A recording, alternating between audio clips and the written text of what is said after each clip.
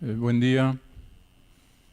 Por favor, disculpen la demora. En realidad, esto se debe a un error de documentos, porque inicialmente había una hora, después apareció otra hora, así que yo estaba haciendo hora en La Joya, y por eso llegué un poco tarde. Por favor, disculpen. La siguiente. Estas frases que ven allí no son de ahora, son de hace casi 500 años, creo, ¿no? El conocimiento es poder, la información es poder. Yo diría que el que tiene conocimiento e información es dueño de todo o tiene el poder. También, yo como docente en la universidad no puedo enseñar, perdón, no puedo enseñar. Más bien el estudiante es el que aprende. Y por eso quiero felicitarlos, tanto a los organizadores como a ustedes, porque han decidido venir a aprender. Yo no les puedo enseñar nada. Lo que puedo hacer es dirigir un poco, poner a consideración de ustedes, porque los que deciden aprender son ustedes. Los felicito por estar aquí, por querer aprender. La siguiente.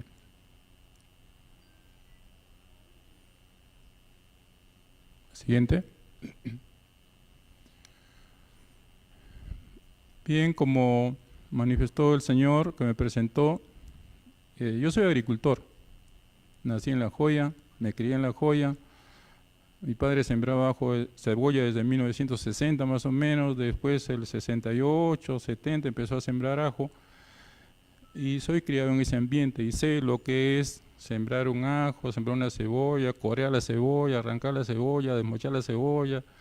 Entiendo todo eso. Tuve la suerte de estudiar en la universidad y poder viajar a muchos lugares en el Perú y en el mundo. Bueno, no todo el mundo, pero sí en algunos lugares como Europa, Estados Unidos, básicamente viviendo un tema de agricultura. Y mi conclusión es que las plantas se enferman igual, crecen igual, se quejan igual, solo que en Estados Unidos se quejan en inglés, acá se quejan en castellano. Pero es lo mismo, no hay diferencia. Y nosotros acá en Arequipa, en estas zonas, especialmente de 1200 metros sobre el nivel del mar, tenemos una ventaja enorme, no la tienen en ninguna parte del país, ni fuera del país, en los lugares que he visitado. Eso nos da muchas ventajas. Tal vez el problema está de repente en nosotros, porque las decisiones las tomamos nosotros en todo lo que hagamos, ¿no? Entonces, de ahí la importancia de lo que mencionabas en la lámina anterior sobre el conocimiento, la información. Sobre la información, voy a hacer un comentario: hay que tener mucho cuidado con la información, porque en la internet hay más desinformación que información. Entonces es importante saber dónde buscar la información que nos compete, que nosotros necesitamos. Muy bien. Esta es una muestra de lo que pasa el ajo en el mundo, quién produce más, quién produce menos. Las áreas, China sigue dominando, pero tal vez si miramos un poco los rendimientos, vemos que los promedios nacionales de China y Egipto están por encima de 20 toneladas. Nosotros, promedio nacional, esos son datos de la FAO, ¿no? Los toman de cada país o los estiman, pero de alguna manera es un referente. Probablemente no sean tan exactos como querramos, pero sí nos dan una idea de qué pasa en otros lugares. Y también nos lleva a reflexionar y por qué nosotros no podríamos tener esos rendimientos nacionales, ¿no? Como una inquietud. La siguiente.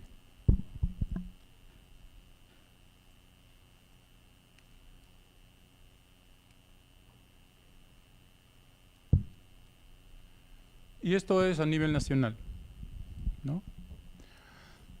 Arequipa más o menos cultiva casi el 50% del área total de ajo en el Perú y provee más o menos el 70% de la producción nacional. O sea, prácticamente nosotros manejamos el mercado. Por ahí está Cajamarca también, ¿no? Cajamarca, Lima, solo que Cajamarca produce más ajo pata de perro. No es el ajo cerrado que nosotros producimos. La siguiente. Estas en las provincias, ahí está Caylloma básicamente por el tema de Majes y Islay, es el que más siembra ajo. La siguiente. La planta de ajo todos la conocemos, yo entiendo que todos son agricultores o la mayoría son agricultores, conocemos la planta de ajo. Solo que hay algunos detalles en el caso de las aliáceas en general, como el ajo, la cebolla, el poro, la cebolla china, el chives que se siembra para el deshidratado, o se sembraba un tiempo cebolleta japonesa también. Es que el tallo lo tienen comprimido, bien apretado, en la base del bulbo. Y eso le da una ventaja porque las raíces que salen son raíces adventicias. ¿Qué significa? Que esas raíces muere una y sale otra. Muere una y sale otra. Eso nos da una ventaja en el manejo en el caso de estos cultivos, ¿no? La siguiente. Bueno, entonces un poco la fenología del ajo. Los que están interesados en ajo y cebolla, el año pasado se publicó un libro sobre ajo y cebolla. Es del doctor Rabinovich, es un israelita que ya esta es la cuarta publicación que tiene sobre ajo y cebolla y puede encontrar información muy actualizada sobre lo que es ajo y cebolla. Aliáceas en general, ¿no?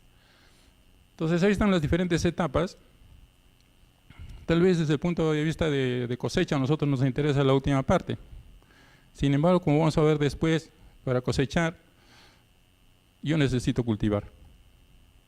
El detalle va a estar en qué hice durante el periodo de cultivo para tener una buena cosecha. Ese es el detalle. La siguiente.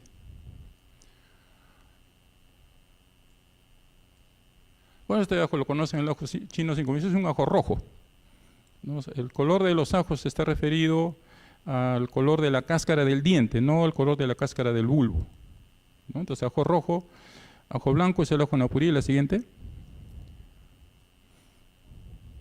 Siguiente. El ajo napurí tiene sus características, no tiene mucha uniformidad. Les cuento que yo vine a Majes en 1980, cuando recién inició la irrigación, cuando el Pedregal había bastante piedra, ¿no? Después regresé a la universidad en el año 88, 89 y sembramos ajo en la universidad. Incluso hicimos una tesis, sembramos ajo en el fondo del surco, como se sembraba tradicionalmente, y ajo napurí en el camellón del surco.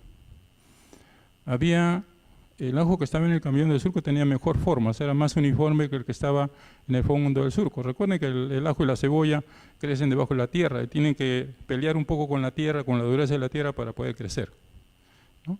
Es característico en napurí esa deformidad que tiene, ¿no? La siguiente. La siguiente. Entonces los dientes del ajo napurí, la cáscara es más de color blanquecino, de ahí es un ajo blanco. ¿Por qué la diferencia?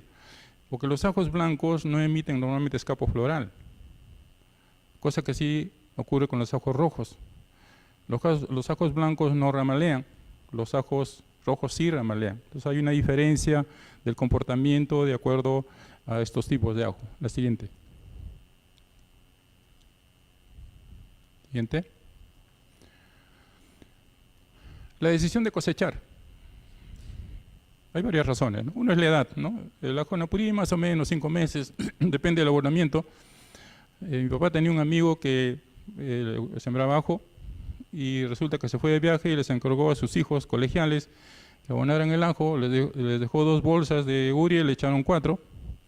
Total, el ajo llegó a los 6 meses y no podía cosechar. Entonces, el manejo del cultivo también va a influir en el momento de cosecha. La edad es un parámetro que se usa con frecuencia, ¿no? La siguiente. No, la anterior, perdón.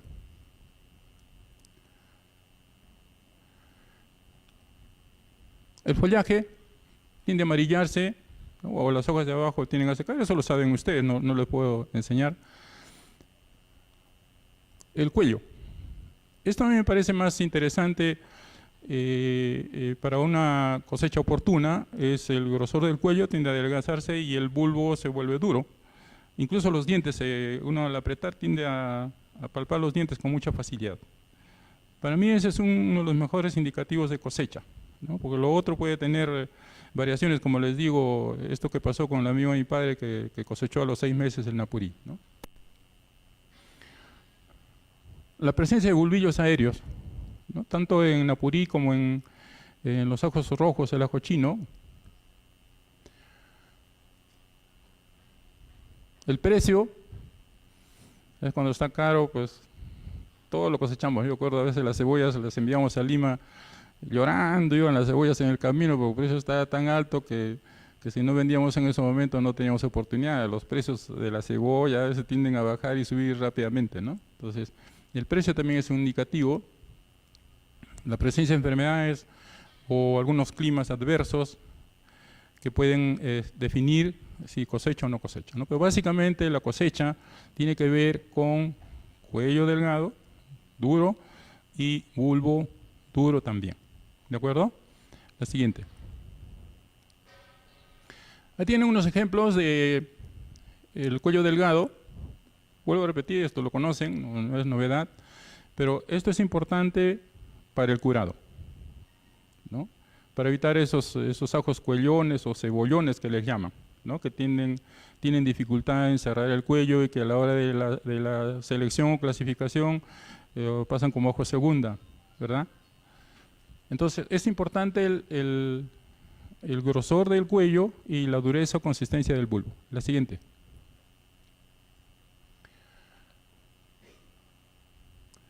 Entonces ahí también ven 3 ajos, estos son chinos. Fíjense, hay 2 detalles. Uno, ajos de diferente tamaño. Después vamos a ver por qué. Porque a nosotros nos interesa que todos los ajos sean del mismo tamaño, ¿verdad? Nuestro negocio es ese, nuestra esperanza es ese. Se logra, sí se puede lograr ajos del mismo tamaño. Y también pueden ver un poco los cuellos, ¿no? El ajo de más arriba, el más grueso, su cuello está un poco más grueso que los ajos más pequeños, ¿no? Probablemente no alcanzó la madurez oportuna, pero tuvieron que cosechar. La siguiente. Siguiente.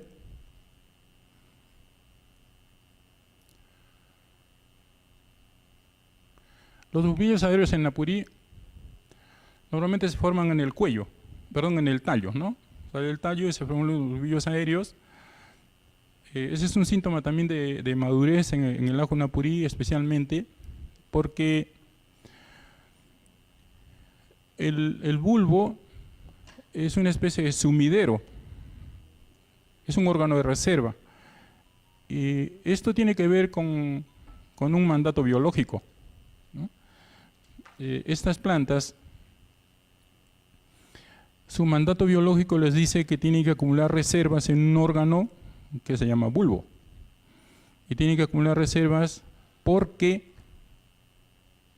para su supervivencia ese diente o ese bulbo es el material que le permite volver a reiniciar su crecimiento en la siguiente campaña. Entonces, ese es su objetivo. Cada planta tiene su objetivo, así como nosotros, ¿no?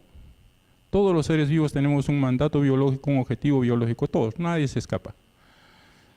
En el caso del palto es el fruto, en el caso de la vid es el fruto, en el caso de la papa tiene doble porque tiene el fruto que es el pepino y tiene el tubérculo, en el caso del camote el tubérculo, la raíz tuberosa, etc., ¿no? En este caso, el ajo, su mandato biológico es acumular reservas en los dientes, lo que llamamos dientes. Pero cuando prácticamente ya llenó, el bulbo llenó esos dientes, como que le sobra reserva y empieza a acumular reserva en las yemas que están en ese nudo del tallo y aparecen estos bulbillos, ¿no? Ese pasa a ser un indicativo de madurez, vuelvo a repetir, porque ya el bulbo, ya no hay espacio para que llene más nutrientes al bulbo, entonces se forman esos bulbillos aéreos, que en algún momento también se estaban usando como material de propagación, ¿no? En un tiempo se juntaban esos bulbillos, se sembraban un poco como lo que se hace con los cocos hoy día, ¿no? La siguiente. Ahí tienen otros ejemplos. Ahora, la emisión del escapo floral en los ajos rojos como el ajo chino no necesariamente va a significar, si bien lo podemos usar acá como un indicativo de madurez, pero no siempre ocurre así. Esta es una foto de Cajamarca. Cajamarca también siembran ajos rojos. Y yo estoy con la duda sobre el ajo pateperro. En una fecha trajimos pateperro de Ancash, lo sembramos acá en la universidad, tenemos una colección de morado arequipeño, napurí, mazone, no había chino en ese momento, pateperro arequipeño. Y un ajo egipcio, que nos enviaron un ajo egipcio, esa era nuestra colección.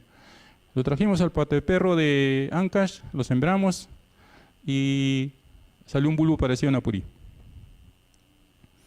Pero la vez que estuve por Cajamarca, ese ajo formaba escapo floral, que los agricultores le dicen maguey, ¿no? Se emite un escapo floral que se parece a la flor del maguey. Nos dice, ingeniero, mire, los ajos ya están con maguey. ¿Maguey? ¿Qué maguey? Y era el escapo floral. Después, estamos viendo los ajos, ingeniero, ya está papeando el ajo. ¿Cómo va a estar papeando el ajo? Cuando empieza a bulbear, le llaman papear, o papeo, semejante a la tuberización, a la formación del tubérculo de papa. ¿No? Tiene esa denominación. Entonces, no necesariamente la emisión del escapo floral, o el tuto también le llamamos, ¿no? O chicotillo, etc. Puede ser un indicativo de madurez en otras condiciones. Acá sí está más relacionado, ¿no? La emisión del escapo floral con el inicio de la madurez. La siguiente.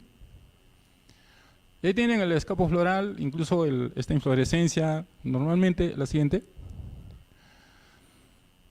La cosecha se realiza cuando ya está formada la inflorescencia, ¿no? Pero vuelvo a repetir, en este caso también, básicamente tenemos que tener cuidado de cosechar cuando el bulbo está bien formado y el cuello está delgado.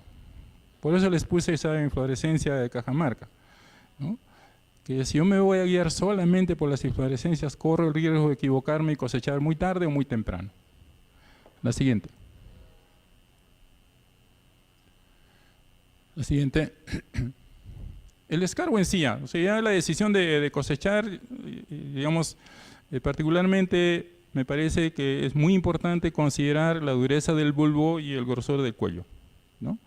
Las otras características de la determinación de la cosecha sí son viables también, ¿verdad? Pero creo que es muy importante lo que les mencioné de la dureza y el cuello. El escarbo, ¿cuál es el problema del escarbo? Las heridas. ¿No? Escarbamos con tractor, con bayoneta, sea cual forma el escarbo, después damos una sacudida, ¿no? Para botar la tierra, o estos ajos que tienen mucha raíz, los sacudimos, los golpeamos y podemos estar haciendo heridas. Entonces, esas heridas, ¿no? Necesitamos cicatrizarlas. ¿Qué es lo que pasa con la papa, con el camote, etcétera? Necesitamos cicatrizar las heridas, hay un tiempo de oreo, ¿verdad? Básicamente para esa cicatrización. Porque si no cicatrizan las heridas, corro el riesgo de la presencia de hongos, como caso de penicillium o bacterias, etcétera, que pueden conllevar a que esos bulbos terminen podridos a los 10 o 15 días o en almacén, ¿verdad? O también heridas que a veces, digamos, con la bayoneta, cuando le escarban y le hacen una herida muy grande, ese ajo ya no va al mercado, ¿no? Ya pasa como segunda. Entonces es importante, perdón, este oreo básicamente por la cicatrización de heridas. El entrojado, pues ya lo sabemos, para proteger del sol. Les cuento como anécdota, este ajo que sembramos en la universidad acá, salió bien moradito el napurí, y quedamos en que lo íbamos a vender, ya lo galereamos, lo ponemos a los costados. No vinieron, pasa el sol, con este sol tan radiante que tenemos, y se iba despigmentando poco a poco, iba cambiando de color, ¿no? Entonces es una de las razones de las cuales uno entroja o cubre es para protección del sol, evitar el verdeo, ¿verdad? El curado. ¿Qué es el curado? Esto es un concepto, recuerdo que cuando estábamos haciendo la cebolla amarilla, todos discutíamos de qué es el curado, ¿no? Hay muchas definiciones sobre el curado, pero en realidad es una especie de secado, ¿no? O sea, necesitamos secar las cáscaras, que se fijen las cáscaras, que cierre el cuello, ¿verdad? Y también que en la cebolla hicimos una tesis, me acuerdo, en cebolla amarilla, y encontramos entre 5 y 10% más de translocación después de la cosecha. O sea, si yo cogía una cebolla, le cortaba las hojas, la desmochaba y le ponía al saco, digamos, pesaba 50 kilos, y la otra cebolla que dejaba que encute bien, como llaman los agricultores, y que llene bien, que cure bien, pesaba 52 kilos. O sea, hasta un 5% de translocación todavía en el caso de la cebolla. En ajo no tenemos algún estudio, pero yo supongo que debe suceder algo semejante. Porque tiende a cuadrarse el bulbo, ¿no? Como llamamos. El bulbo se tiende a cuadrar después del curado. Entonces, esta labor de curado es muy importante porque va a determinar mucho la calidad del bulbo, ¿verdad?, a la hora de la venta, ¿no? Si es un bulbo cerradito, tiene sus catáfilas bien enteras, etcétera, eso me va a permitir a mí hacer una buena selección y una buena clasificación y obviamente un mayor rendimiento.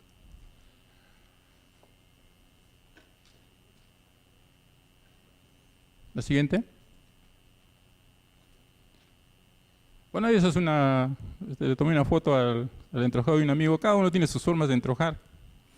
Aquí tenemos suerte porque tenemos suficiente radiación del sol para hacer este tipo de curado, ¿no? Los amigos que hacían cebolla, por ejemplo, en Supe, en Huacho, en esas zonas, tenían que estar moviendo las cebollas de un lado al otro porque el clima no les permitía. Aquí tenemos una gran ventaja porque tenemos una alta radiación, ¿no?, para hacer este tipo. Cada uno tiene su propio sistema, ¿no? La siguiente. Bueno, esta es otra forma que antes lo hacíamos en la casa, ¿no? Sembramos en la casa un poco de cebolla, de ajo y lo colgábamos ahí en la puerta y ahí lo teníamos guardado mucho tiempo. Pero esta es una forma más casera, ¿no? La siguiente. Siguiente.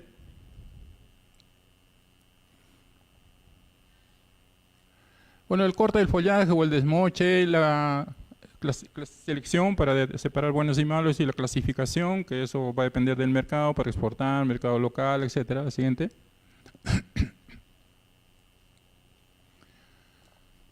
Siguiente.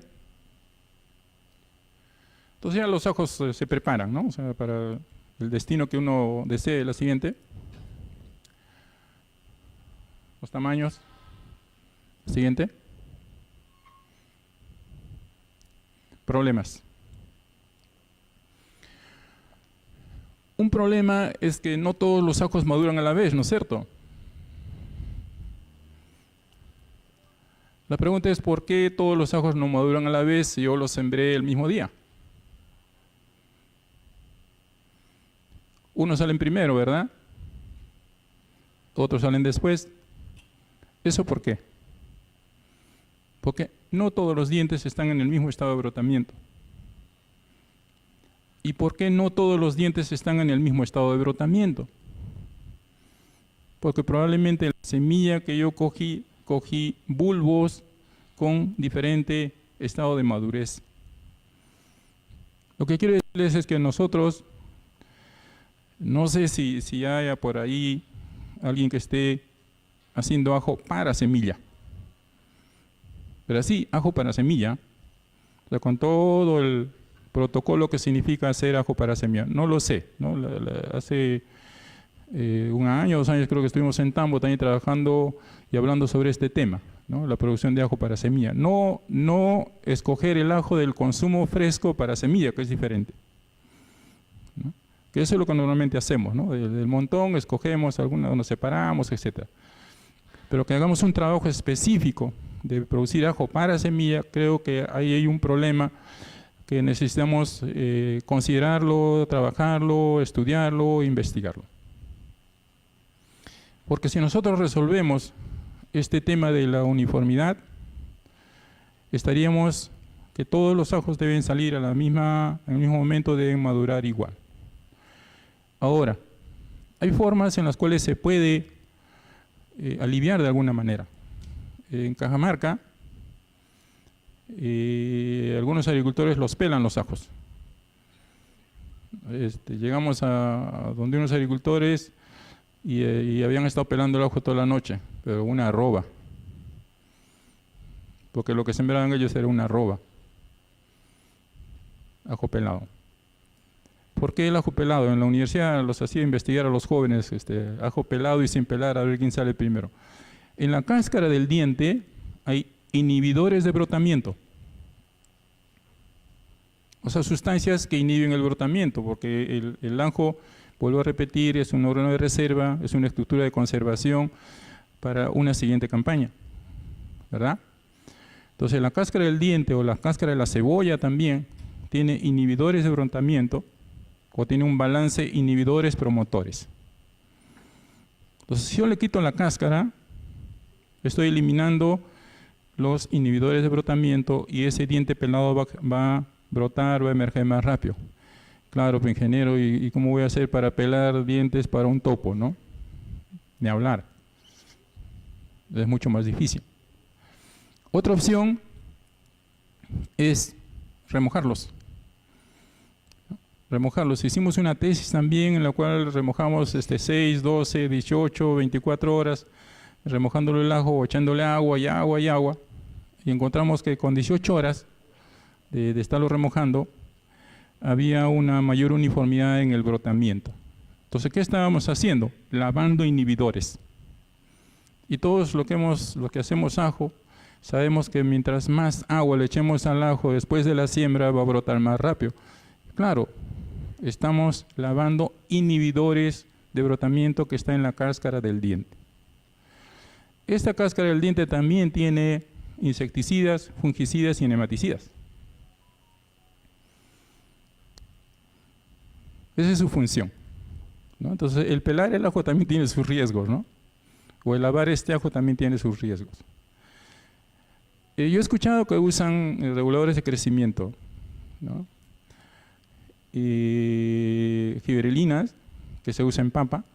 Hicimos una tesis también, esta fue la tesis del ingeniero Villalta en 1989, está en la universidad. Hicimos remojo en giberelinas de diferentes concentraciones y diferentes tamaños de diente en ajo morado arequipeño. Hasta 1989 todavía había ajo arequipeño, el morado arequipeño, ¿no? La variedad o el cultivar morado arequipeño. Encontramos que la giberelina inducía mayor ramaleo en el ajo morado arequipeño en ese momento. No sé si ocurra lo mismo con el chino o con la purí. Bueno, con el chino o con la purí no hay ramaleo. No lo sé, ¿no? Les comento esa experiencia. Si desean revisar la tesis, está en la universidad, en la biblioteca. Entonces, me parece que para uniformizar más, que todas las plantas puedan ser cosechadas a la vez, necesito trabajar primero calidad de semilla. Ojalá que todos los dientes tengan el mismo tamaño, ¿verdad? Y el mismo estado de madurez, el mismo estado de brotamiento. Claro, no todos van a salir a la vez, no va a decir ya, ¡salimos! No, no es así, siempre hay unas diferencias, obviamente, ¿no? La otra razón, perdón, de esta... Me falta licor, creo. Richard, me falta licor. No, mentira, es una broma. Como dicen que al que toca y al que canta se le seca la garganta, ¿no? Bueno, eso era antes, no sé si sigue siendo igual ese tema de que al que toca y al que canta. Entonces, ahí hay un trabajo de investigación, de estudios para ver de qué manera puedo uniformizar, y les cuento un poco las experiencias. Y el otro tema es el tamaño de su uniforme.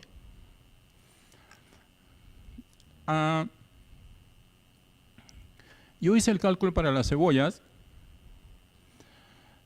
y más o menos, igual que en ajo casi, ¿no? Se plantan algo de 600.000 plantas por hectárea. Creo que ahora en ajo chino plantan menos, 400.000. Vamos a hacer el ejercicio con 600.000 plantas por hectárea.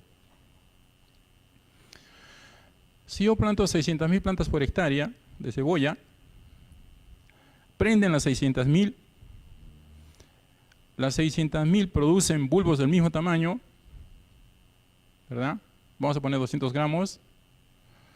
Entonces, 600.000 por 200 gramos son 120 toneladas por hectárea. Igual es en el ajo, exactamente igual. Porque, y la vez pasada me encontré con un joven que fue mi alumno en la universidad, y le digo, ¿cuánto está produciendo tu cebolla? 100.000, me dijo. Te falta 20.000, le digo.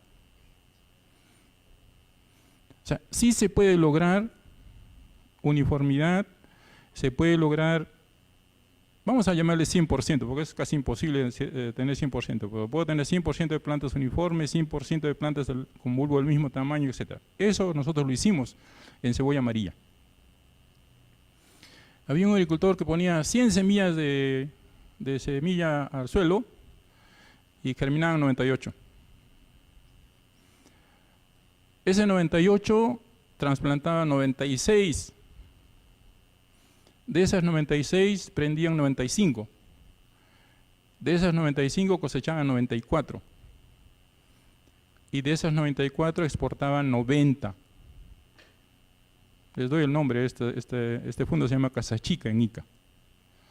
Entonces, sí se puede lograr estas eficiencias trabajando. ¿Cómo hacían ellos? Por ejemplo, el almácigo eran bien curiosos porque se conseguían semillas de cebolla roja, la hacían hervir para matar la semilla y después la mezclaban con la semilla amarilla. Y con la maquinita sembraban una semilla cada 2 centímetros. La máquina siembra una semilla cada centímetro. Pero como ellos hacían hervir semilla roja, la mezclaban, entonces ya la máquina sembraba cebolla amarilla cada 2 centímetros. Y todas esas plantas tenían el grosor y el tamaño y la sanidad adecuadas para el trasplante. Entonces, acá hay otro reto de buscar, sembrar, plantar dientes uniformes, cocos uniformes, ¿verdad? ¿Por qué? Estas aliáceas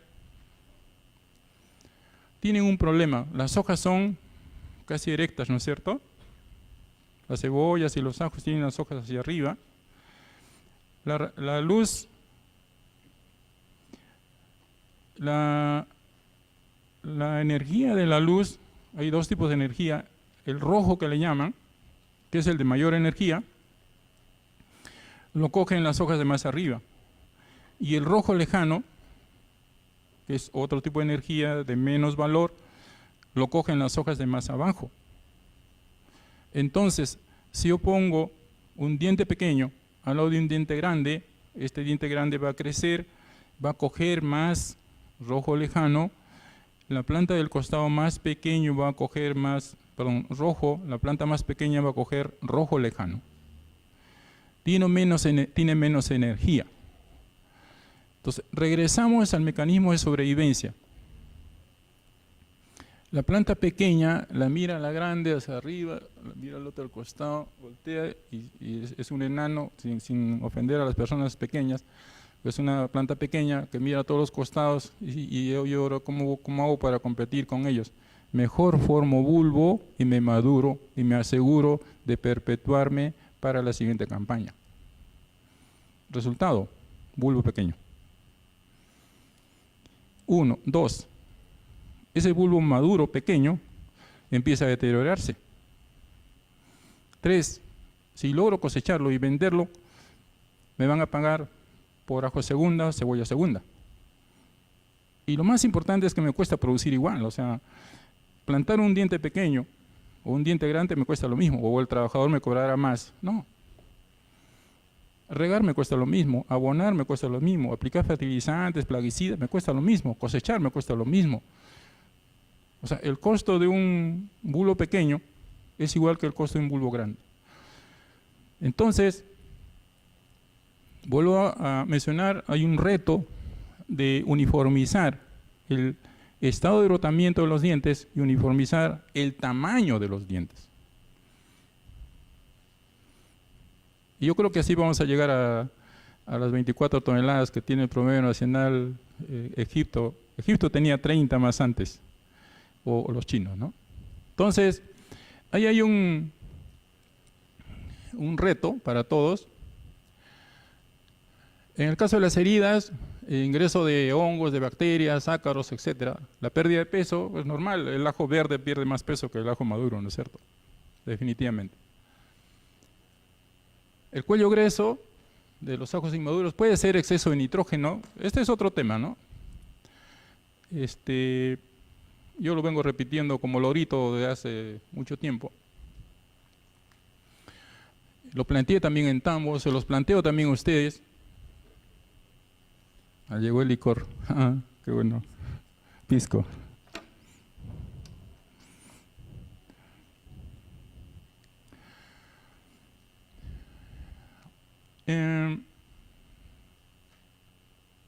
Nosotros nos han criado, la mayoría, o los más antiguitos, con la vitamina O. O de olla. O de olla. ¿Y cuál será la vitamina para criar plantas?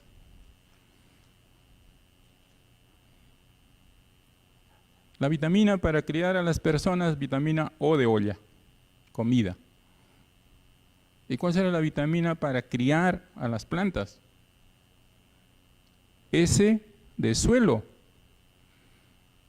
Porque la planta del suelo va a tomar agua y nutrientes, ¿cierto?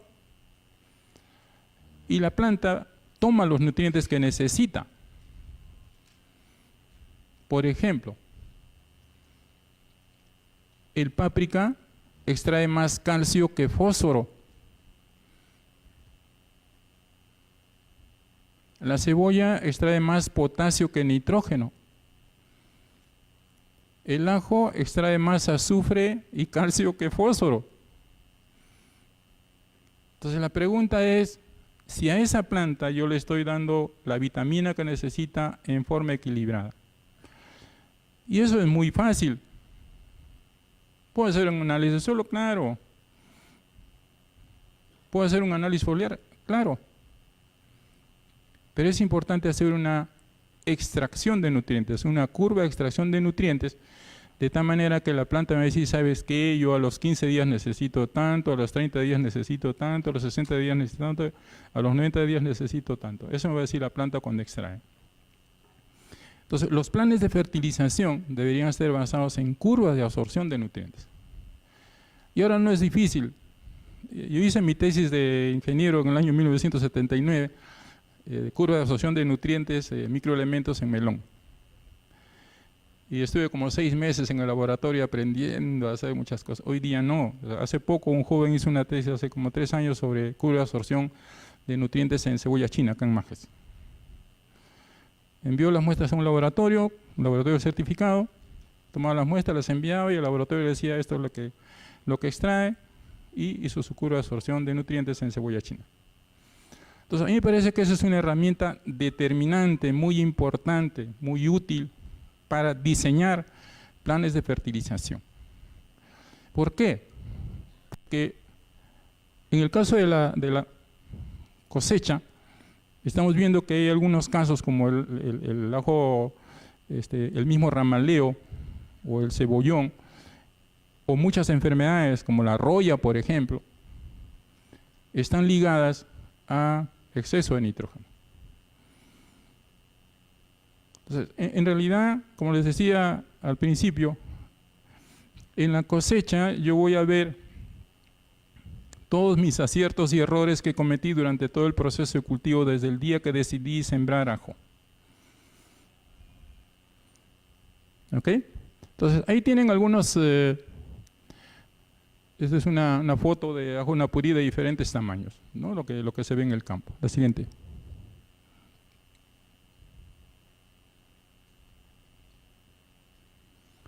La misma foto del principio, ¿no? Ajos de diferente tamaño, ya les expliqué, puede ser, ¿no? Diferente estado de brotamiento o diferente tamaño del coco o del diente semilla, ¿no? La siguiente. Siguiente. Esta es una foto del ingeniero Casapía, el cebollón que llama, cuello grueso. Vuelvo a repetir, puede estar relacionado al estado de madurez, puede estar relacionado al exceso de nitrógeno, incluso hasta un factor genético podría incluirse ahí. Porque a veces en los campos aparecen algunas plantas medias extrañas, ¿no? En las cebollas amarillas aparecían unas cebollas enormes, gigantes, hojas totalmente diferentes. ¿De dónde? Si eran semilla de lata. Aparecen a veces algunas anormalidades genéticas. De ahí la importancia de dedicarse o usar semilla, digamos, de ajo de un semillero, de alguien que está dedicado exclusivamente a la producción de semilla. La siguiente.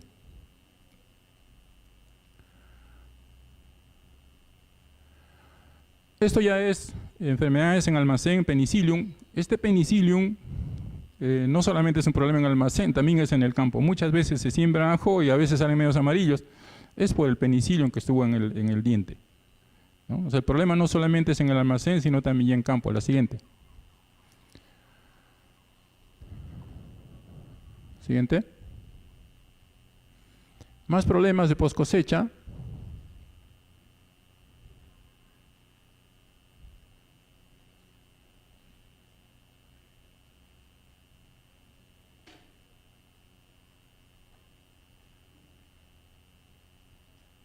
Polilla, también insectos que pueden haber.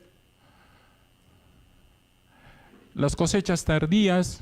Me acuerdo que los napurís, cuando cosechamos tarde, claro, el que madura temprano sigue su proceso de descomposición y a la hora de cosechar salía desgranado, ¿no? O sale con una mancha negra o cabeza negra que se embelicia. Podumbre blanca, nematodos, fusarium. La siguiente.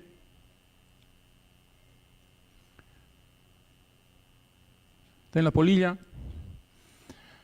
Y no se ve mucho ahora porque, o especialmente en los lugares donde guardan el ajo para semilla, ¿no? Pero en lugares donde no guardamos ajo para semilla probablemente no veamos, pero sí hay una polilla en el almacén. La siguiente.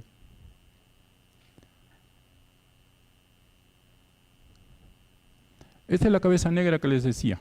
Embelicia ali no es un patógeno.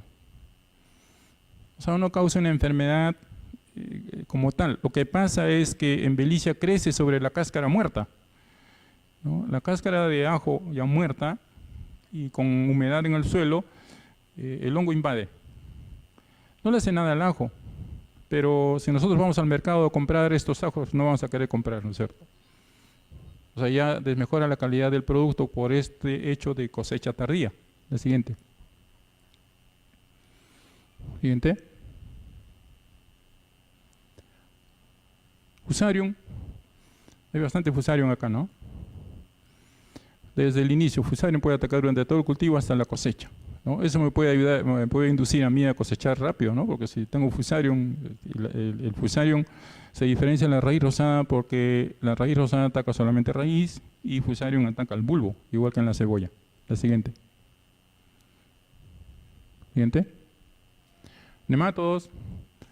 El año 90, 91, 92 era muy triste ver el tema de ditilencos. Hoy día ya hemos aprendido a convivir con ditilencos, pero aún así todavía hay problemas y aparecen en la cosecha como ajos manchados, ¿no?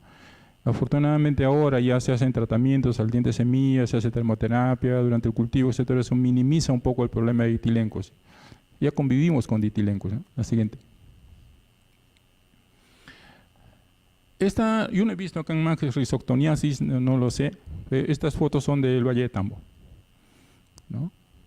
El exceso de humedad especialmente va a generar que este patógeno puede ingresar al bulbo, ¿no? Incluso muy cerca de la cosecha, ¿no? A veces a la hora de cosechar aparecen bulbos dañados con Rhizoctonia. La siguiente. Podumbre blanca, este sí es un problema para Manjes también. Antes, Podumbre blanca apareció en Arequipa en 1960 y de ahí nos hemos encargado de llevarlo a varios sitios, ¿no? Nosotros. No es que Sclerotium sacó su pasaje en Alto de la Luna y tomó el Unios de Valdivia y se fue a La Joya. Bueno, ahí es diferente porque en el agua de riego de Tiabaya, esa chaca que va al río, ese nos llevaron un poco a Sclerotium, pero también nosotros hemos llevado, ¿no? O es que Sclerotium sacó su pasaje en el Carpio y se vino a Manjes. No es así, ¿verdad? Esto es un tema de nosotros. Yo les decía en un principio de que todo lo que, digamos, cuando uno va a cosechar, todo lo que sucede con el cultivo es una decisión de nosotros. O es que el ajo en la mañana me envía un mensaje de WhatsApp, me dice: oye Alberto, ¿sabes qué? Tengo hambre, échame más nitrógeno. Eso me dice el ajo. No, yo tomo la decisión. tomo la decisión en base al conocimiento o la información que tengo sobre el manejo del cultivo del ajo. Por eso les puse al inicio esas frases, ¿no? Del conocimiento de la información. ¿Ok? Más problemas, rajeaduras y cuartaduras, el ramaleo, verdeo, caramelado, el ajo higo. La siguiente. Las cuarteaduras, esto he visto en varios lugares, puede ser por golpe de agua, a veces no se riega un tiempo, o periodos muy largos, y se echa abundante agua y se raja, igual que en las frutas, en las naranjas, en páprica también tuve la oportunidad de ver rajaduras o cuarteaduras, ¿no? Puede ser también exceso de nitrógeno, ¿no? Otra vez el nitrógeno, ¿no? Si bien el nitrógeno tiene mucha utilidad, pero también tiene sus problemas cuando no lo uso adecuadamente o oportunamente también, ¿no? La siguiente.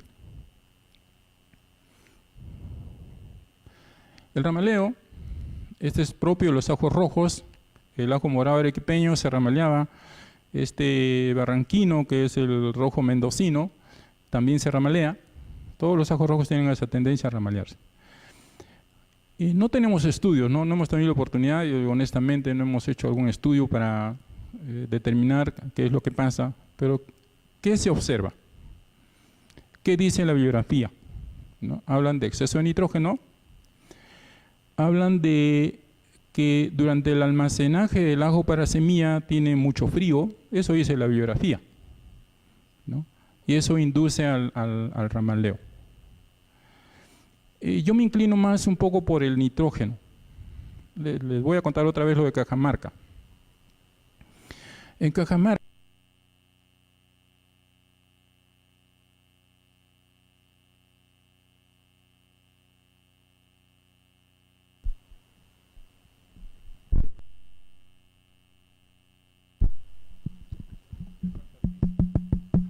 Hola, hola.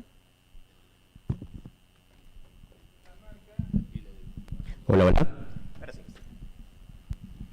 en Cajamarca los agricultores amontonan el ajo, aporcan el ajo, entonces más o menos son como 15 centímetros. De ahí, por esa razón seguro le dicen papeo, ¿no? Que está papeando. Pero ellos me decían, por ejemplo, que no le aplicaban nitrógeno a una parte del campo para que no se ramalee, porque esa parte del campo le iban a usar como semilla. Claro, los bulbos eran pequeños, más pequeños que los ajos ramaleados, porque en realidad ellos lo que buscan es ajo ramaleado, porque no sé si han visto el ajo pateperro, es bien abierto. O sea, ellos producen ajo pateperro, su negocio es producir ajo pateperro, ajo abierto. Entonces les interesa que ramalee. Pero cuando quieren que no ramalee y quieren usar para semilla, no le aplican nitrógeno. Inclusive tengo una foto por ahí donde el ajo para semilla está lleno de malezas. ¿Cómo que lleno de malezas? Claro, la maleza está compitiendo por nutrientes, por nitrógeno con el ajo. Entonces, el ramaleo es menor en el ajo no abonado que en el ajo abonado. Entonces, este tema del ramaleo hay que investigarlo también. Vuelvo a repetir, yo no he hecho investigación sobre eso, pero habría que ver el tema de nutrición sobre todo, ¿no? La siguiente. El verdeo. También se verdean los ajos, ¿no? Mucho nitrógeno, otra vez el nitrógeno, y la exposición a la luz. Entonces eso puede conllevar a verdeo. La siguiente. El ajo higo. Siempre tengo en mi memoria, a veces nosotros normalmente sembramos el ajo en la joya en febrero, a partir del 15 de febrero, por ahí estamos sembrando el ajo. Y cuando sembramos el 15 de enero, por ahí, o la primera semana de enero, para salir temprano y agarrar el precio, tenemos una gran cantidad de ajo higo. Y eso es un poco por la falta de inducción por el frío. Y está publicado eso, ¿no? Hay un libro de Brewster y Rabinovich. Después hay otro libro de John Seaman, donde explica claramente este problema de la falta de formación de dientes, porque el ajo necesita frío para la formación del diente, para la formación del bulbo, ¿no? Entonces, este es un tema más de momento de siembra, realmente, ¿no? La siguiente. Bueno, muchas gracias. Y esta es una opción si es que no le podemos vender el ajo a Richard para hacer algunos dibujos. Muchas gracias.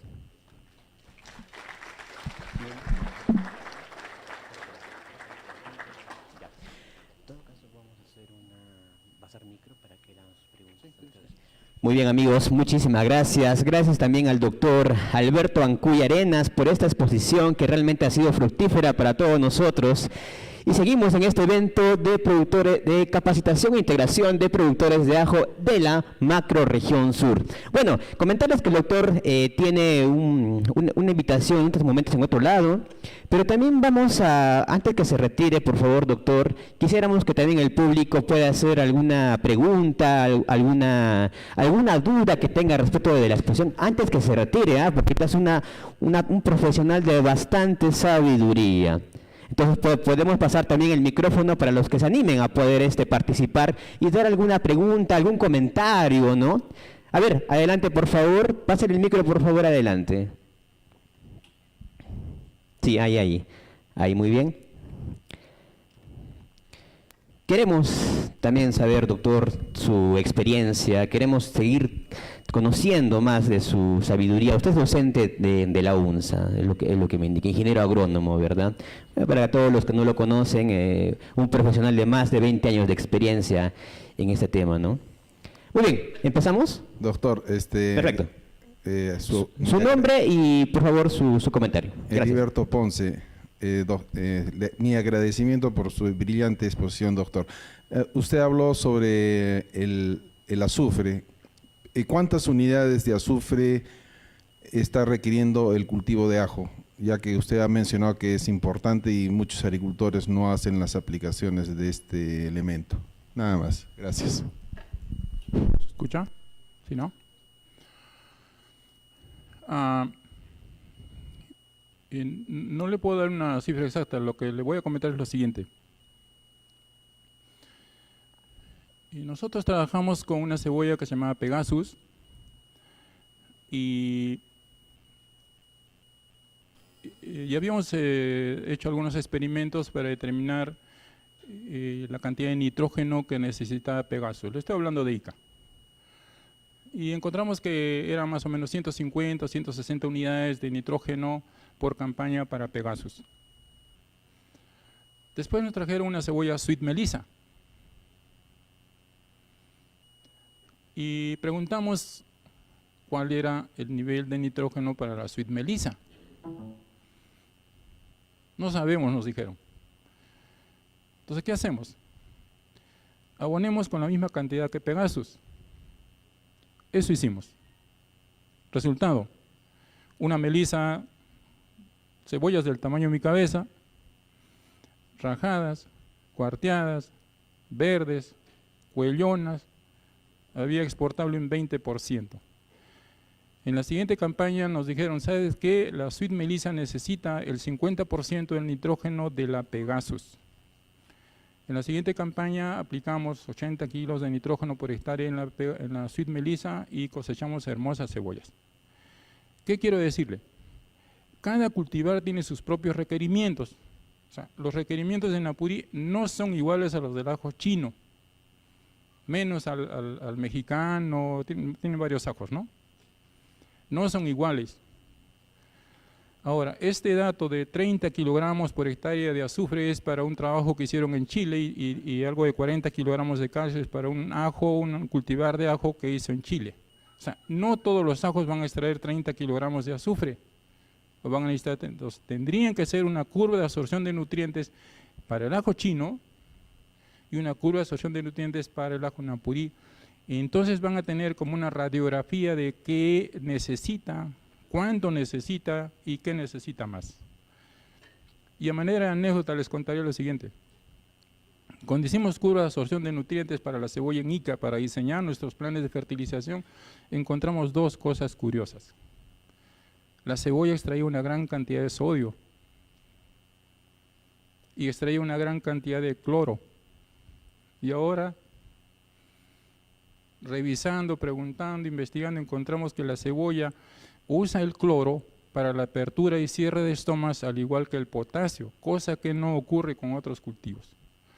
Entonces, si desean saber las cantidades exactas de azufre, calcio, magnesio, potasio, nitrógeno, fósforo que necesita el ajo aquí en Majes, hagan una curva de absorción de nutrientes. Ahí tendrán una cantidad exacta para cada cultivar. Muy bien. No sé si respondí a su pregunta. Sí, buenos días, doctor Aurelio Pulcha. ¿Hay un efecto del agua caliente o el uso de la termoterapia en el tratamiento de la semilla para inducir a un brotamiento? Gracias. En los dientes de ajo, la termoterapia. Claro que sí. En semilla. Sí. Ahí hay dos temas. Uno, el hecho de someter primero a 30 grados durante media hora. Estamos lavando inhibidores. Después, cuando llega a 49 grados, también 30 minutos, estamos lavando inhibidores y se enjuaga 30 minutos lavando inhibidores. Sin embargo, ¿se acuerdan que yo les decía que en la cáscara del diente de ajo, además de ver inhibidores de brotamiento o un balance inhibidores promotores, también en la cáscara hay insecticidas, fungicidas y nematicidas? Entonces, cuando se empezó a hacer la termoterapia, después de la termoterapia se hacía un tratamiento a los dientes de ajo con Benomil. ¿Por qué? Porque ese ajo prácticamente se le había lavado los insecticidas, fungicidas y nematicidas que tenía en la cáscara. Por eso les decía, cuando nosotros remojamos el diente de ajo para uniformizar el brotamiento, tenemos un riesgo adicional que es la pérdida de esas sustancias protectoras del ajo. Muy bien, ¿no se responde a su pregunta? Okay.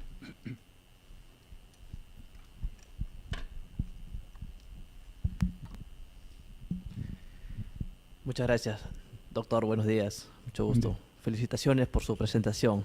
Mi nombre es Benjamín Ábalos, de la ciudad de Barranca, Lima. Mi pregunta es la siguiente.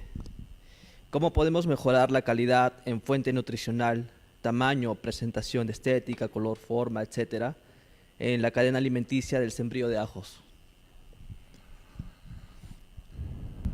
Hay varias cosas, como le decía. O sea, yo necesito diseñar un plan de fertilización basado en curva de absorción, ¿no? Eso es como cuando vamos al médico, ¿no? El médico dice, doctor, me siento mal, análisis de sangre, ahora hay pruebas para la próstata, para una serie de cosas, ¿no? Después análisis de orina, hágase una radiografía, una tomografía. O sea, ¿qué tengo ahí? Es información que le sirve para diagnosticar. En este caso, si hago una curva de absorción, tengo información de qué necesita mi planta, cuánto necesita y las cantidades. Y eso me va a servir a mí. Mi siguiente paso es hacer un experimento. Hago el experimento, aunque normalmente lo podemos hacer. Esta tesis de la cebolla china la hicimos como un experimento. Trabajamos con un nivel de abonamiento que trabajaba el agricultor, un nivel hacia abajo y un nivel hacia arriba, ¿no? Entonces yo puedo saber cuál es el mejor nivel paralelamente. Eso es uno. Dos, la calidad del diente semilla o el coco. Y tres, el distanciamiento. Les cuento que el año 90 yo empecé a trabajar 95, 96, hasta el 98, 99 en Tambo con esta ONG, el CIET, por el tema de Ditilencus. Y Ditilencus un poco que se resolvió con el tema de la planta de termoterapia, pero la idea era hacer un plan de manejo del cultivo. Entonces el CIET trajo a unos comerciantes colombianos para que los agricultores le vendan el ajo. Solo había 20% de ajo exportable. Ajo muy pequeño. ¿Por qué? Por la densidad. Entonces, si bien es cierto, nosotros acá en Arequipa podemos darnos el lujo de tener altas densidades por la alta radiación, tenemos 8 kilowatts metro cuadrado hora de radiación. Entonces algunos estamos medio quemaditos ya en la universidad. Dice, ¿dónde estás? Estoy en La Joya veraneando. Por la alta radiación nos permite tener altas densidades, pero necesitamos encontrar una densidad que nos permita tener bulbo de mayor tamaño, de mayor calidad. O sea, sí se puede. Igual, o sea, hemos hecho tesis sobre eso, están en la universidad, tesis sobre distanciamientos, tanto de Morado Arequipeño, de Barranquino, de Napurí, y sí se demuestra que a mayor distanciamiento, obviamente esa planta va a tener menos competencia y más oportunidad de crecer y desarrollar. Entonces, hay varios aspectos en los cuales hay que trabajar, pero sí se puede lograr. Y la prueba está en que cuando nosotros cosechamos, hay ajos enormes, ¿no es cierto? ¿Y cómo salieron? Sí hay potencial. Y el otro tema que, esta es otra anécdota,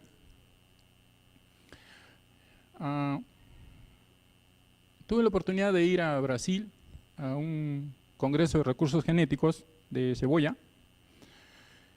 y dentro de los expositores había un colega brasileño que tenía una colección de ajo. Y me dijo, tengo tu ajo. ¿Cuál ajo? Morado Arequipeño, me dijo. Y los que hemos tenido la oportunidad de ver, o los que hayan visto, les han contado, el ajo morado arequipeño era grande. Iba en tren hasta Brasil. De ahí los brasileños lo incorporaron a su banco de germoplasma. La pregunta es, ¿por qué se fue achicando poco a poco? El ajo, curiosamente, responde muy bien a la selección masal. Cada uno de ustedes puede hacer su propia variedad o cultivar de ajo por selección. Entonces, ¿qué pasó con el ajo morado arequipeño? ¿Qué ajo se escogía para semilla? Ajo de segunda. Claro, el ajo de primera es así grande, yo lo vendo a un sol, tiene 10 dientes, me da 10 plantas. El ajo chiquito así me cuesta 50 centavos, tiene 10 dientes, me da 10 plantas. 20 años después estoy haciendo una selección negativa o selección regresiva que se llama. O sea, estoy seleccionando hacia bulbos pequeños. Aparte de los problemas sanitarios que puede haber tenido el ajo, pero a mi entender se empezó a hacer una selección regresiva del ajo año tras año. Esta selección en el ajo funciona. Yo les comenté que nosotros tenemos una colección de ajo egipcio acá en la universidad. Este ajo llegó a través de la Universidad Agraria, hicimos unos experimentos, hay tesis también sobre el ajo egipcio. Es un ajo grande, bonito, hermoso, ustedes lo miran y uno se enamora del ajo. Pero cuando le empieza a sacar los dientes, contábamos hasta 60 dientes.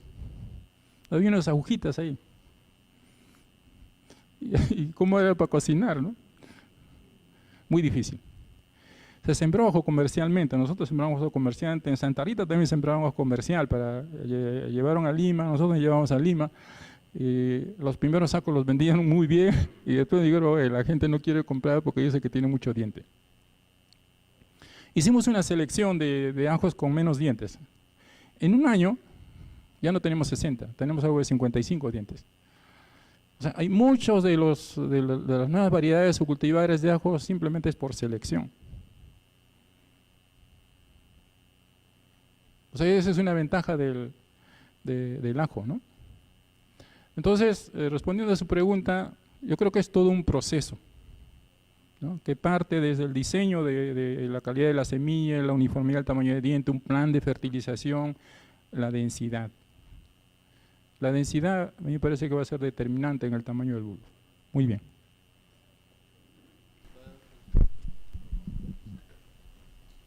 Ingeniero, buenos días. Buen día. Le agradezco bastante por la exposición que ha hecho usted. Muchas Mi gracias. pregunta va, ventajas del cortado de los bulbos aéreos pre-cosecha. No le entendí bien.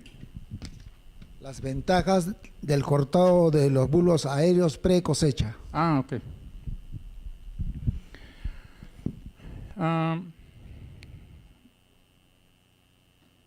Hay trabajos de investigación que hicieron en Chile y en Argentina para eliminar los escapos florales. No recuerdo bien si aumenta la producción en algo de 20%, creo. Y esto también pasó con papa. La papa nativa, que crece que cultivan en los Andes, también emite mucha flor. Entonces, ¿qué hacían? Sacaban las flores a mano y aumentaban la producción hasta 30, 40%. La pregunta es, ¿no? Si tengo 100 hectáreas o 20 hectáreas, ¿cómo hago? ¿De dónde saco personal para estar eliminando? Ese sería el mayor problema, pero de aumentar el rendimiento sí aumenta. ¿Por qué? Porque la planta está destinando energía, ¿verdad?, para formar el escapo floral, los bulbillos, y está castigando, vamos a llamar así, al llenado del bulbo. Ahora, tengo otra anécdota que contarles. Cuando estaba yendo a Cajamarca, este proyecto de Cajamarca era con el JICA o JICA japonés, y había colegas japoneses ahí, y se comían los escapos florales como verdura, ¿no? Los escapos los cortaban en pedacitos así y lo ponían como cebolla china, los guisos, en los lomos saltados, ahí los preparaban. Después lo traje acá a Arequipa. Bueno, y mío se había dejado en Arequipa, y estamos en Porteavalla y se empezó a comer las hojas de ajo. Oye, ¿qué pasa? No, me dicen, nosotros esto lo cosechamos, lo llevamos al mercado y lo consumimos como verdura. Claro, para nosotros es un poco difícil porque no tenemos ese hábito de consumo, ¿no? Podríamos comernos ese escapo floral. Pero sí es una práctica que se usa en Argentina y en Chile. Claro, ellos no usan los bulbillos como material de propagación, como semilla, ¿no? Que sería un poco lo que hacemos nosotros, ¿no? Estamos usando esos bulbillos como material de propagación. Pero sí es factible. ¿Alguna otra pregunta? ¿Aló? Doctor Ancuya, ¿qué tal? Buenos días. Buen día. Jesús, de la empresa ERCON. Doctor, quisiera preguntarle dos preguntas. Una opinión personal o tal vez una experiencia que tenga usted con el uso de las fitoquininas en la vía post cosecha del ajo. Y la otra pregunta es, ¿usted qué opina acerca del uso frecuente de translocadores antes de la cosecha, boro, potasio y molibdeno? Muchas gracias. ¿Cuál era la primera pregunta? El uso de fitoquininas en la vía post cosecha del ajo. Claro, Yo le tengo mucho temor a los reguladores de crecimiento mientras no los experimente, ¿no? Mi experiencia con giberlinas, como les comenté, es en esta tesis que hicimos con el ingeniero Villalta, y yo sé que usan muchos reguladores de crecimiento, y siempre mi recomendación es la siguiente. ¿Quieren probar? A esta parte le echan y al resto no, o al revés. Hagan eso. ¿Quieren ver si hay efectos o no? Dejen un área sin aplicar y aplíquenle a todo lo demás, o al revés. Y así pueden demostrar si hay efectos o no hay efectos. Pues el regulador de crecimiento puede generar desórdenes, ¿verdad? Igual el boro también es un translocador, el potasio es un translocador. La pregunta es, si la planta tiene suficiente potasio, ¿qué hago yo agregándole más potasio? Es un translocador, nadie lo niega. Tenemos varias tesis también sobre eso, en cebolla china, en cebolla, uso de reguladores de crecimiento, translocadores, etc. Y no siempre tenemos, digamos, diferencias con el no aplicado. En cebolla china nos pasó. Tenía una cebolla china, así con su plan de fertilización, le aplicamos reguladores de crecimiento, la diferencia era nada. Con eso no quiero decirles que no sirva, por favor, o sea, no es que no sirva, sino lo que quiero decirles es que si se necesita, hay que usarlo. Pero tengo que demostrar que realmente funciona. Y hay que investigar. Les voy a contar una anécdota también, el tumbado de la cebolla. En Ica nosotros fuimos y todos tumbaban la cebolla. Fui a un fondo, el ingeniero, ¿tumbamos la cebolla o no tumbamos? Nosotros hicimos una tesis acá, en la cebolla verde. Tumbado y no tumbado. No había diferencias. Lamentablemente la tesis nunca se sustentó. Entonces, eso yo les dije en Ica. Miren, señores, nosotros hemos hecho una tesis y no hemos encontrado diferencia tumbado o no tumbado. Hagan una cosa, ellos sembraban 100 hectáreas. Hagan una cosa, dice. Tumben 1 hectárea y 99 no. O al revés. Dejen de tumbar 1 hectárea y tumben las 99. Eso hicieron. Dejaron de tumbar 1 hectárea y tumbaron las 99. Claro, porque tenían ya su plan de trabajo. Al siguiente año no tumbaron nada, porque ellos mismos demostraron que no era necesario tumbar la cebolla. Pasó lo mismo con enraizadores en ese mismo fondo. Yo uso enraizadores, pero en ese fondo le digo, bueno, igual hagan lo mismo, prueben, 1 hectárea con enraizador y 99 sin, o al revés, hicieron al revés, 1 hectárea sin enraizador y 99 sí, resultado igual. Entonces, vuelvo a repetir, no es que esté en contra de los reguladores, estimulantes, no, sino lo que yo digo es que si lo pruebo y resulta que funciona, en buena hora, porque a mí me está ayudando a un mejor crecimiento, a un mejor desarrollo y a una mayor producción, ¿verdad? Porque eso es lo que queremos los agricultores. Muy bien.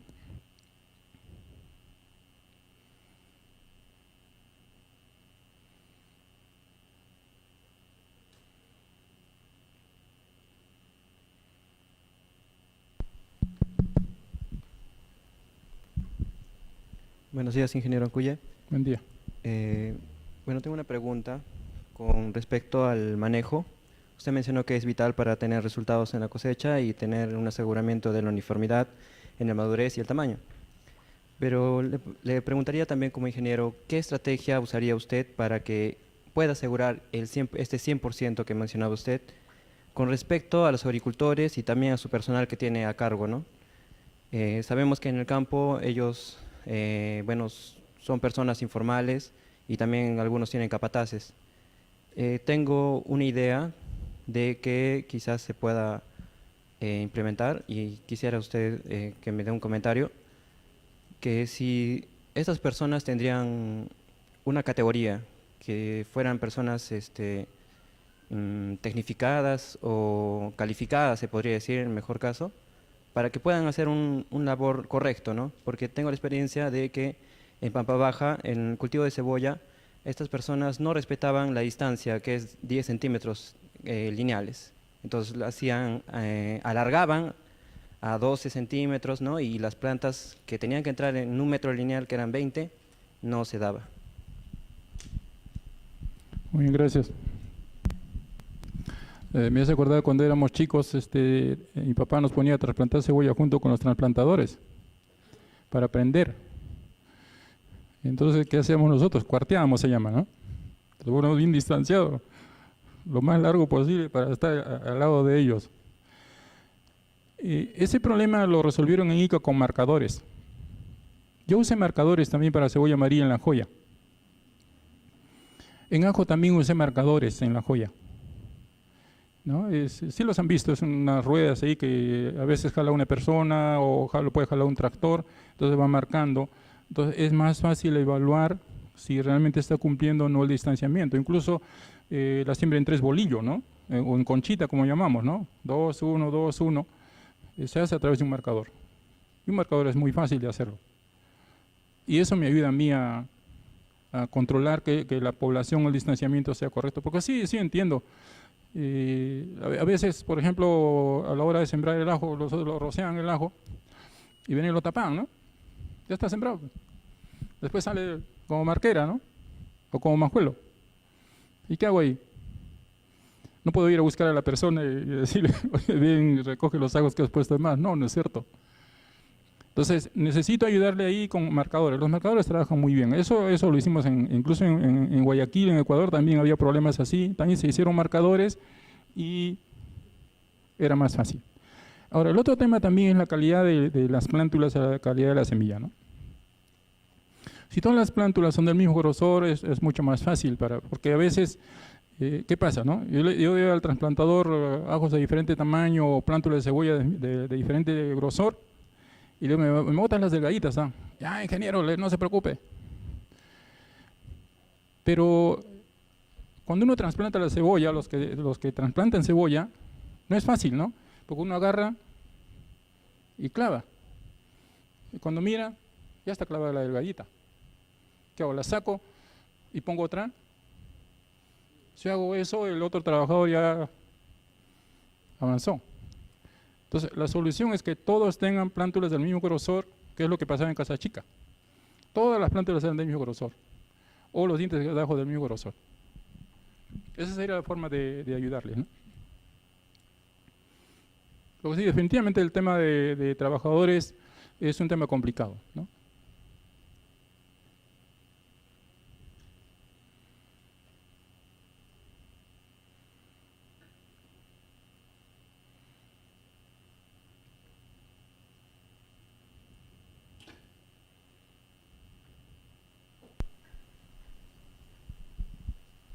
Hablando de dientes, un día estaba con mis amigos tomándome unas cervezas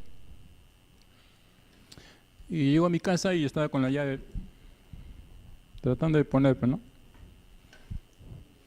¿no? No entraba. Y sale por la ventana mi esposa y me mira. Alberto, sí, con los dientes para arriba, me dice, con los dientes para arriba.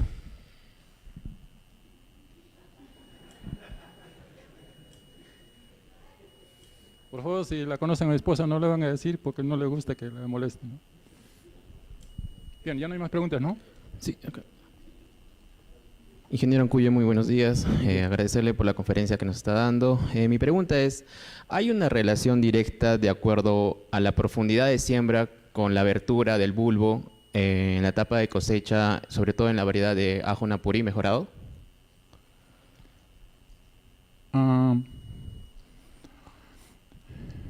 Sí, en principio, esto, mientras más profundo se siembra, el bulbo va a desarrollar menos en principio, porque recuerden que tiene que pelear con la tierra, ¿no?